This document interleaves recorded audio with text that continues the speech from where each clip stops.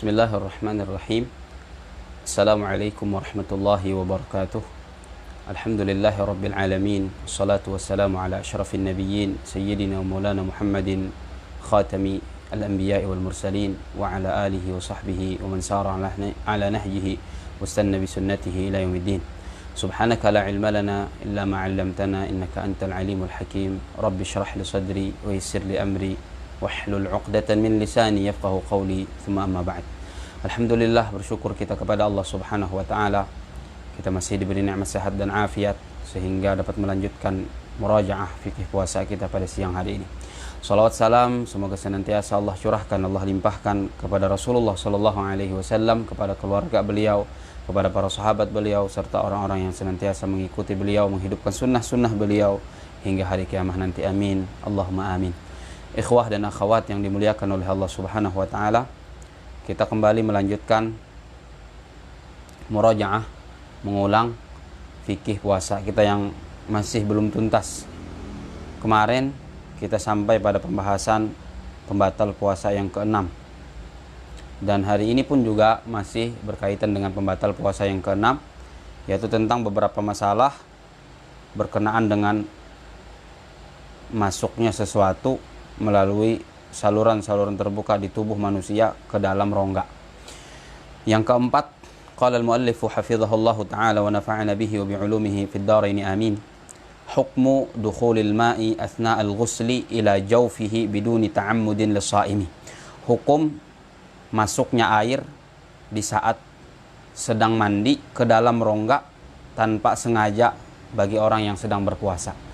Apa hukumnya kalau seandainya orang yang sedang berpuasa mandi di siang hari di saat dia sedang berpuasa? Dia mandi, kemudian di sela-sela mandi itu tanpa disengaja air masuk ke dalam rongganya melalui salah satu lubang atau melalui salah satu saluran terbuka yang ada di tubuhnya. Apakah masuknya air tanpa disengaja tersebut membatalkan puasa orang tersebut atau tidak membatalkan puasanya? Ini yang akan kita bahas beberapa menit ke depan insyaallah tabaraka wa taala. Fihi tafsil, tentang masuknya air ke dalam rongga tanpa disengaja bagi orang yang berpuasa, itu ada perincian. Yang pertama, idza kana al-ghuslu ma'muran bihi masyru'an fardan ka ghusli janabatin aw sunnatan ka ghusli jumu'atin fala yabtulu as-shawmu idza ightasala bis-sabbi wa yabtulu idza ightasala bil-inghimas. Kata beliau, apabila mandinya atau apabila mandi yang dilakukan oleh orang yang berpuasa yang diperintahkan dalam syariat Islam, dalam syariat Islam disuruh oleh agama, baik mandi itu hukumnya fardu wajib seperti mandi janabah. Mandi janabah ini hukumnya wajib, berarti mandinya disuruh oleh syariat Islam, mandinya diperintahkan oleh agama. Begitu juga sunnatan, atau mandi yang disuruh oleh agama, oleh syariat Islam itu hukumnya sunnah. Seperti apa? Ka ghusli jumu'atin, seperti mandi sunnah Jumat. Di dalam mazhab Syafi'i, mandi sunnah hari Jumat itu adalah sunnah. Makanya mandi-mandi yang seperti ini adalah mandi-mandi yang diperintahkan atau disyariatkan dalam syariat Islam. Mandi wajib, mandi sunnah.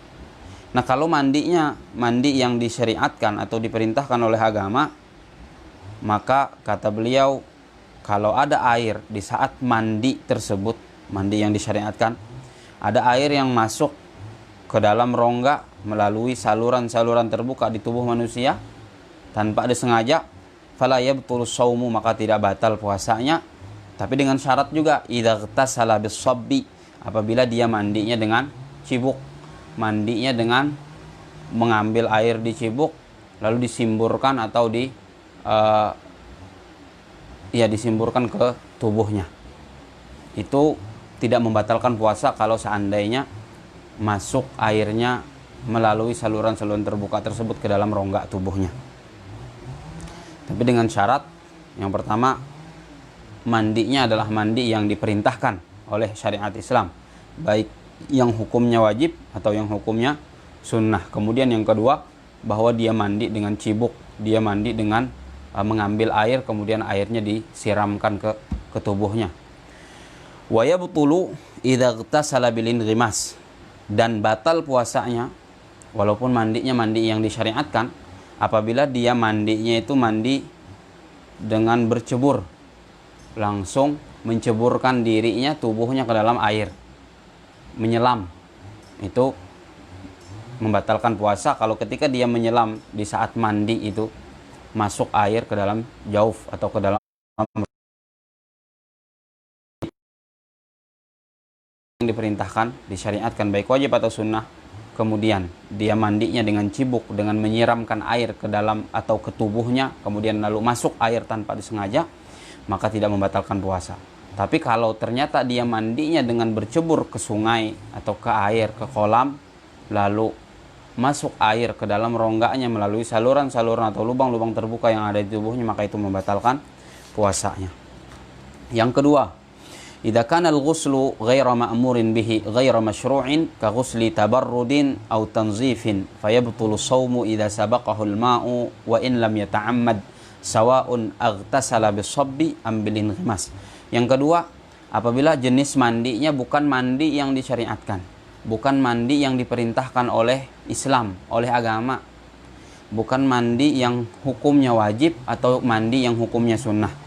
Seperti apa mandi yang tidak diperintahkan? Mandi biasa, seperti mandi untuk mendinginkan tubuh misalnya, tubuhnya terasa panas di siang hari bulan puasa, atau di siang hari di saat dia berpuasa dia merasa kepanasan, lalu ingin mendinginkan tubuhnya dengan mandi. Begitu juga mandi untuk membersihkan tubuhnya, ini mandi biasa saja, bukan mandi yang diperintahkan oleh syariat Islam. Dia merasa tubuhnya kotor misalnya, lalu dia ingin mandi di siang hari di saat dia sedang berpuasa tersebut. Apabila jenis mandinya yang ini bukan mandi yang disyariatkan oleh agama, fayabtulu shaumu, kalau ada air yang masuk tanpa disengaja ke dalam rongganya melalui saluran-saluran atau lubang-lubang terbuka itu, maka batal puasanya. Walaupun tidak disengaja masuknya air tersebut. Sawaun aghtasala bis-shab, tidak dibedakan baik dia mandi dengan menggunakan cibuk atau dengan menyiramkan air, diambilnya air dengan menggunakan cibuk atau gayung lalu disiramkannya ke tubuhnya, lalu masuk air misalnya ke dalam rongganya melalui hidung, melalui mulut atau melalui telinga atau melalui kemaluannya, masuk ke dalam rongga, itu batal puasanya. Kemudian begitu juga kalau dia mandinya mandi dengan bercebur atau mandi dengan langsung menceburkan tubuhnya ke dalam air, ke dalam kolam renang, ke dalam sungai misalnya, atau di pantai, juga membatalkan puasa kalau air tersebut masuk ke dalam rongganya melalui saluran-saluran terbuka. Jadi tidak dibedakan antara mandi dengan menggunakan cibuk dan menyiramkan air ke tubuh atau mandi dengan bercebur di sungai, di kolam renang atau di laut misalnya, selama mandinya bukan mandi yang disyariatkan. Jadi bedanya, kalau mandinya mandi yang disyariatkan kemudian masuk air, kita lihat apakah dia mandinya dengan menggunakan cibuk atau mandinya dengan bercebur ke air. Kalau dengan menggunakan cibuk tidak membatalkan puasa, tapi kalau dengan bercebur ke air maka itu membatalkan puasa. Nah yang kedua, kalau mandinya bukan mandi yang disyariatkan, bukan mandi yang diperintahkan oleh syariat Islam, hanya sekedar untuk membersihkan diri, untuk menyegarkan diri saja, menyegarkan tubuh saja, maka tidak tidak dibedakan antara mandi dengan cibuk atau mandi dengan bercebur. Kalau ada air yang masuk ke dalam rongganya melalui saluran terbuka atau lubang terbuka, itu membatalkan puasa baik tidak disengaja masuknya air tersebut. Yang kelima, al-hukmu idza sabaqahu al-ma'u min ghairi ikhtiyarihi fil madmadati wa mithluha fil istinsyaq fihi tafsil. Begitu juga hukum apabila air masuk tanpa disengaja ketika kumur-kumur atau ketika istinsyak, memasukkan air ke hidung. Ini juga ada rinciannya, apakah dia membatalkan puasa atau tidak membatalkan puasa. Yang pertama, idza kanatil madmadatu ma'muran biha masyru'atan fil wudu'i awil ghusli fananzur. Apabila kumur-kumur atau istinsyak tersebut, apabila kumur-kumur atau istinsyak tersebut termasuk kumur-kumur yang diperintahkan, disyariatkan, baik di dalam wudu, kita ketika berwudu disunnahkan untuk kumur-kumur. Nah berarti kumur-kumur yang kita lakukan sebelum wudu itu termasuk kumur-kumur yang diperintahkan oleh syariat Islam. Begitu juga awil ghusli, atau ketika ingin mandi janabah, kita sebelum melaksanakan mandi janabah disunahkan untuk berkumur-kumur. Berarti kumur-kumur yang kita lakukan sebelum melaksanakan mandi janabah itu adalah kumur-kumur yang disyariatkan atau diperintahkan, dianjurkan oleh syariat Islam. Nah, kalau jenis kumur-kumurnya adalah kumur-kumur yang disyariatkan atau istinsyak yang disyariatkan, disuruh oleh agama Islam, maka dilihat dulu in lam yubaligh fiha, jika dia berkumur-kumur itu tidak berlebihan, hanya sekedarnya saja, sekedar berkumur-kumur memenuhi perintah sunnah itu, tidak berlebih-lebihan, fala yabtul shaumu idza sabaqahul ma, maka tidak batal puasanya apabila dia tertelan air kumur-kumurnya itu, apabila air kumur-kumurnya itu tidak sengaja ternyata masuk ke dalam rongganya, ke dalam tubuhnya, ke dalam perutnya. Tidak membatalkan puasa dengan syarat tadi bahwa kumur-kumurnya adalah kumur-kumur yang diperintahkan oleh syariat Islam, baik sebelum wudu atau sebelum mandi janabah. Begitu juga yang kedua, dia tidak berlebihan dalam berkumur-kumur. Kita ketika tidak berpuasa itu disuruh untuk mubalaghah, berlebihan di dalam berkumur-kumur.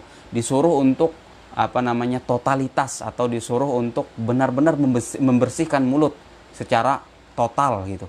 Ketika kita tidak berpuasa, disuruh mubalaghah, berlebihan dalam berkumur-kumur. Tapi di saat berpuasa itu dilarang untuk mubalaghah atau berlebih-lebihan dalam berkumur-kumur.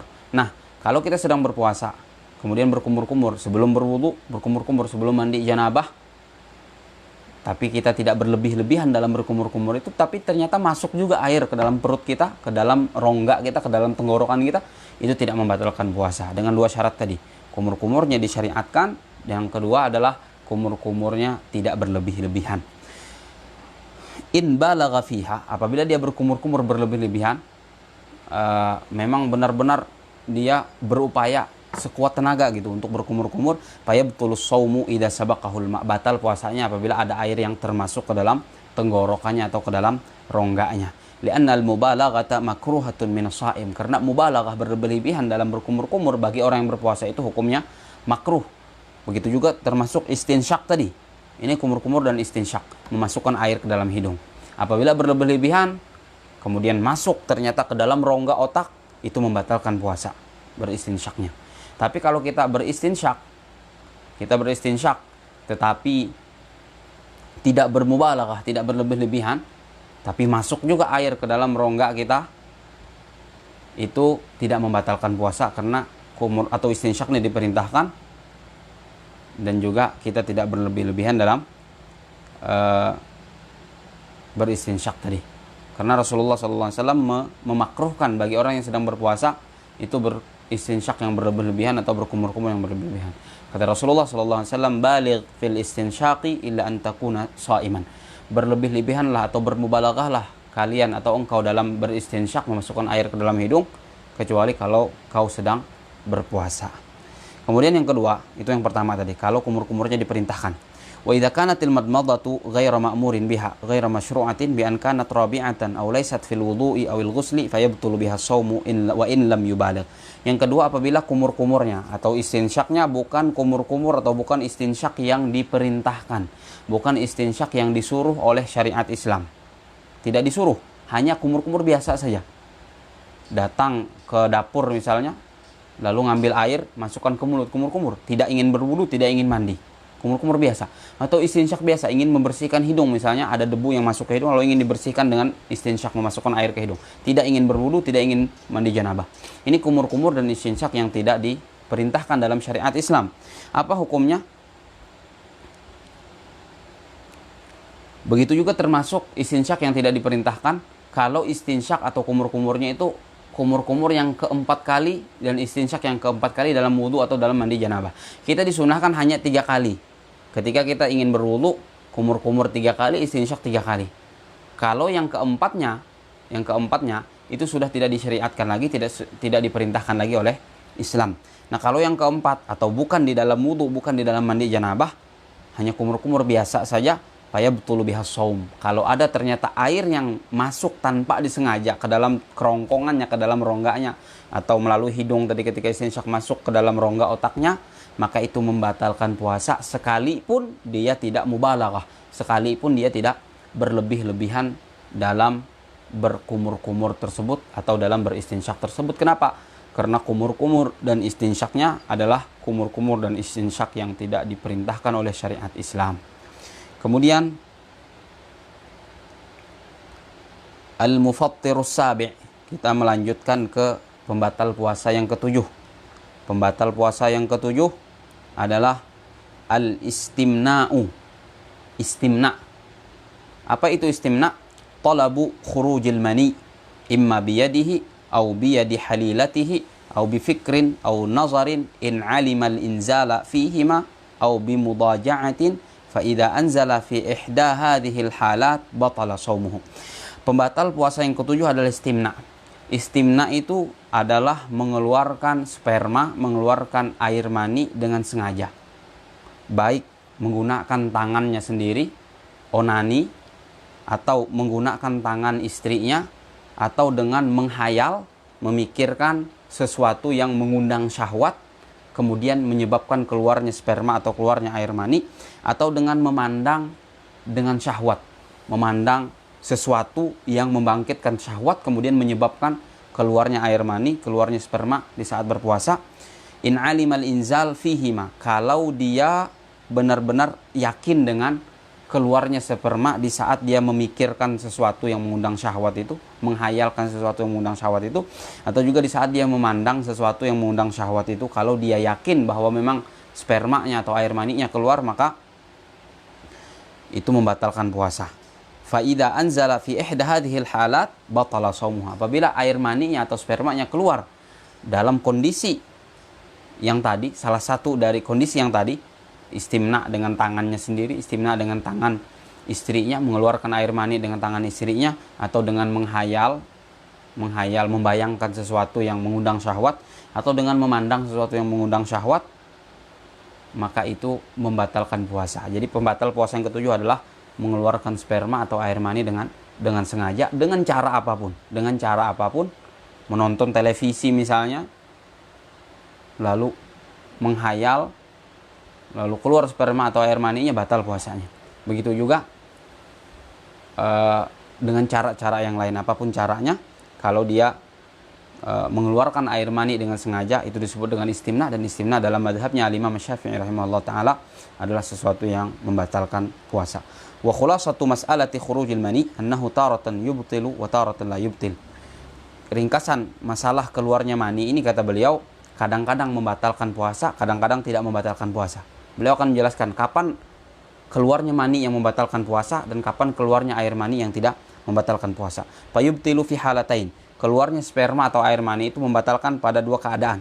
Yang pertama bil istimna, dengan istimna, ay talabi khurujil mani mutlaqan bi ayyi kaifiyah, yaitu mengeluarkan air mani dengan sengaja secara mutlak dengan cara apapun. Itu membatalkan puasa yang pertama. Kemudian yang kedua, wa idza basyara imra'atahu min ghairi ha'il. Apabila dia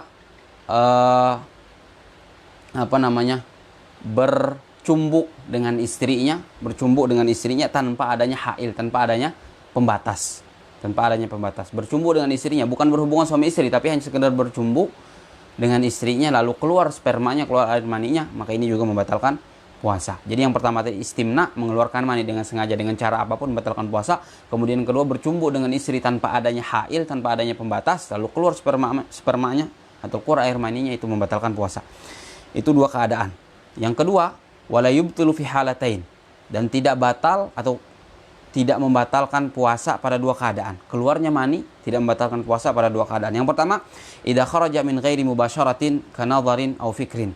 Apabila maninya keluar atau spermanya keluar tanpa bercumbu, seperti tanpa menyentuh apa-apa, tanpa bercumbu dengan istrinya, tanpa melakukan apa-apa, keluar spermanya, baik dengan melihat sesuatu atau dengan memikirkan sesuatu, tapi tidak disengaja untuk mengeluarkannya. Kalau yang tadi, yang pertama, itu disengaja, memang dia melakukan upaya untuk mengeluarkan spermanya dengan menghayal atau dengan melihat sesuatu. Tapi kalau dia tiba-tiba melihat sesuatu, kemudian langsung keluar sperma tanpa dia menyentuh kemaluannya untuk mengeluarkan sperma, keluar tiba-tiba, itu tidak batal puasanya.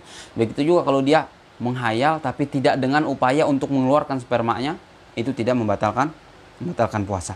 Kemudian yang kedua, wa idza kharaja bi mubasyaratin walakin bihail. Apabila air mani itu keluar dengan mubasyarah, dengan cumbu tadi, dengan disentuh tapi ada penghalang antara kemaluannya dengan melakukan sesuatu itu tadi, itu juga tidak membatalkan puasa.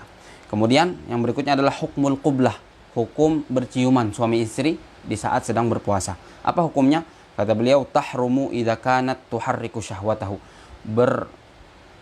Berciuman suami istri di saat sedang berpuasa itu hukumnya haram apabila itu membangkitkan syahwat. Suami istri misalnya sama-sama berpuasa di siang hari bulan Ramadan, berciuman. Apabila berciumannya itu membangkitkan syahwat, menimbulkan syahwat, maka itu hukumnya haram. Wa amma idza lam tuharrik syahwatahu, tetapi apabila tidak menimbulkan syahwat, apabila tidak membangkitkan syahwat, fa khilaful aula, maka hukumnya khilaful aula, menyelisihi sunnah. Wala tubtil illa idza anzala bisababiha, dan tidak membatalkan puasa berciuman itu kecuali apabila keluar sperma. Jadi yang pertama yang hukumnya haram apabila muncul syahwat di saat berciuman itu juga tidak membatalkan puasa kalau tidak keluar mani atau kalau tidak keluar sperma.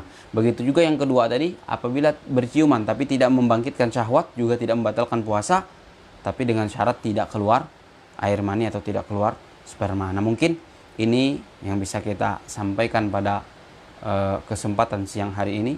Masih ada pembatal puasa yang ke-8, insya Allah kita akan lanjutkan pada episode berikutnya. Kita cukupkan siang hari ini sampai di sini, mudah-mudahan ada manfaatnya. Wabillahi taufiq wal hidayah. Subhanakallahumma bihamdika asyhadu an la ilaha illa anta astaghfiruka wa atubu ilaik. Assalamualaikum warahmatullahi wabarakatuh.